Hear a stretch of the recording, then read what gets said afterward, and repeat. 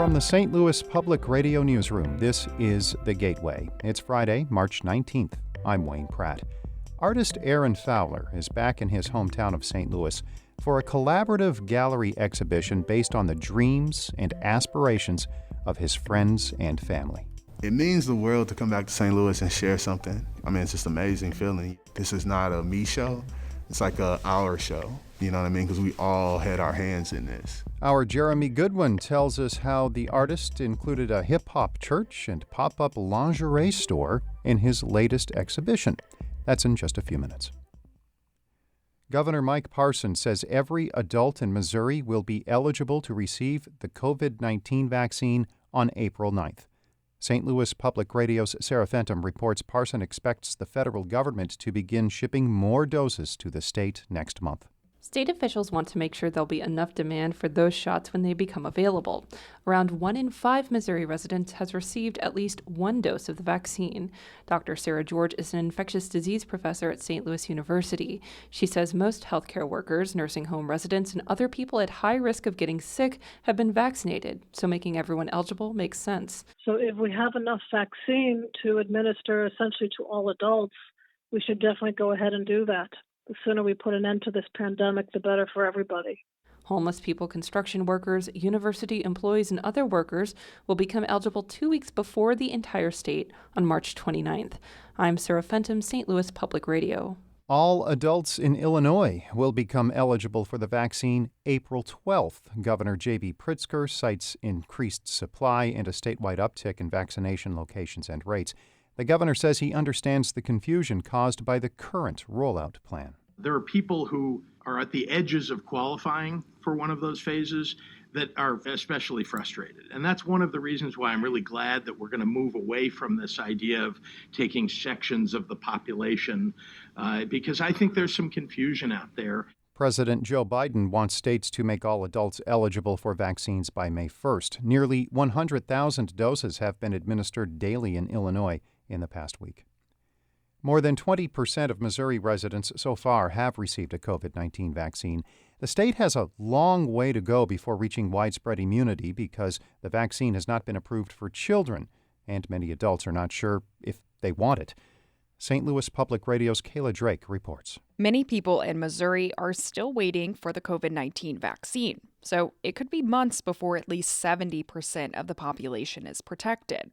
Experts say the state will make more progress after children are vaccinated. In the meantime, they say health officials should focus on convincing skeptics to get the vaccine. Mary Politi is a public health professor at Washington University. She says people who are wary of the shot are changing their minds. People are starting to see more and more of their neighbors, their friends, their colleagues, their healthcare providers talking about the safety and importance of vaccines. The Missouri Hospital Association says much of the vaccine hesitancy is in rural areas. I'm Kayla Drake, St. Louis Public Radio. St. Louis's public safety director is stepping down. Jimmy Edwards was appointed by Mayor Lyda Krewson in 2017. This resignation comes near the end of Krewson's time in office. Edwards previously was with the St. Louis Circuit Court, where he served as the chief juvenile court judge. A spokesperson for Krewson says Edwards' resignation is effective March 31st.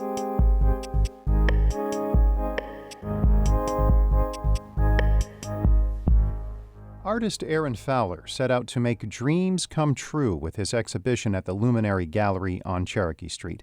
It includes art installations inspired by the entrepreneurial aspirations of 3 St. Louisans he's known for years.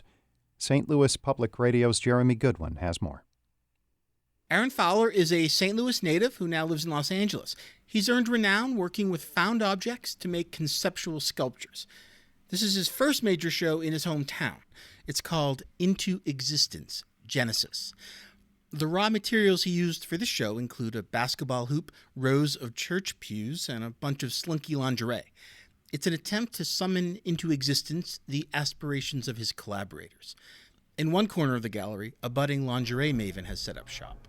So right now you're in my world, you're in my space, this is my vision, this is Tracy Petty's world.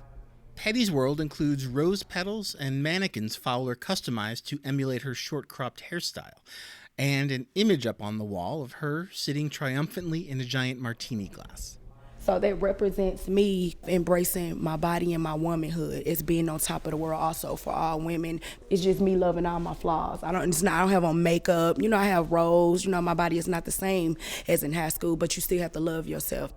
In a previous show at Seattle Art Museum, Fowler created images of things he wanted to see happen in the world, like spending more time with his nephew. He says this show goes a step further. From just making objects that go into a space, but actually creating spaces that kind of manifest with people in them and people actually living out their dreams. In this space, Tracy Petty sells lingerie from a corner of the art gallery. She aspires to design her own line. Nearby, she has racks of clothes and bags of breakfast cereal she donates to people in need. It's the very beginnings of a nonprofit organization she's calling Adrian's Angels, named after her late mom.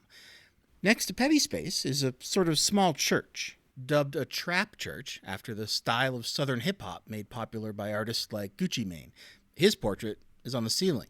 This is a space where we kick it, talk about each other's problems and whatever, motivate each other. That's Fowler's cousin, Earl Iso Jr. He dresses in a priest's frock as a character called the Trap Pastor. In the past, he's held court online, but now he can gather people in person and invite them to step up and talk too. People talk about everything, like relationship problems. People share resources. People talk about like businesses and stuff that they want to own and all that. There's plenty in this exhibition to look at any time. But in a sense, it isn't complete until there are people here, interacting with each other and with the installations. In that way, Fowler says, the exhibition changes every day. So it kind of feels like a kind of out of your hands, fresh piece of like a huge painting that's like alive, and just has growth and moves how it wants to move. It's constantly being made, like the work is constantly being made. In one area, a basketball hoop looks down on rows of sneakers. Nikes, Yeezys, Jordans. I got a few pair of Vans, a few pair of Adidas, a few pair of Timberlands. That's Carl Lewis, a childhood friend of the artist. His pop-up store is called Lace Gods.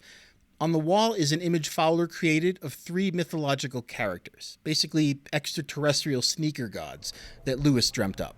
This is a purple character. She's a lady. She has red and black hair. It's actually laces for hair.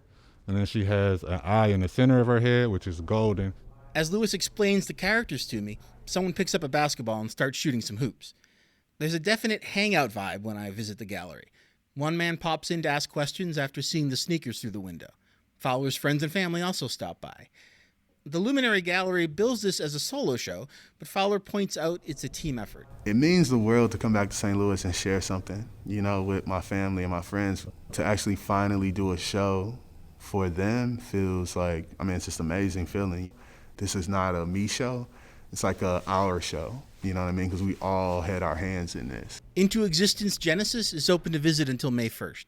Basketball skills are appreciated, but not required. I'm Jeremy Goodwin, St. Louis Public Radio.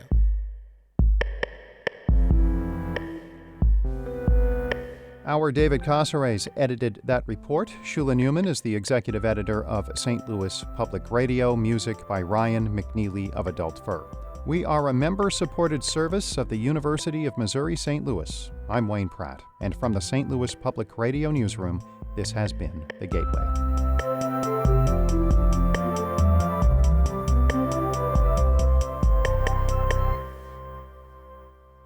Support comes from the Missouri Forest Products Association. Missouri produces wood pallets, railroad ties, white oak barrels, hardwood floors, and more. Details on the variety of products made in the state are at choosewood.com.